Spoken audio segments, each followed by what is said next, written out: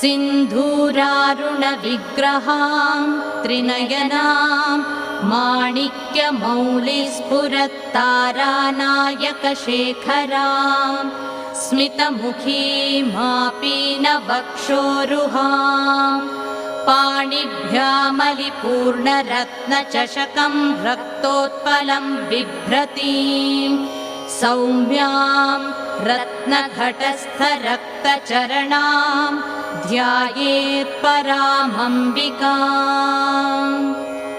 अस्य श्रीललिता सहस्रनामस्तोत्रमाला मन्त्रस्य वशिन्यादिवाग्देवता ऋषयः अनुष्टुप् छन्दः श्रीललिता परमेश्वरी देवता श्रीमद्वाग्भवकूटेति बीजम् मध्यकूटेति शक्तिः शक्तिकूटेति कीलकम् श्रीललिता महात्रिपुरसुन्दरी प्रसादसिद्धिद्वारा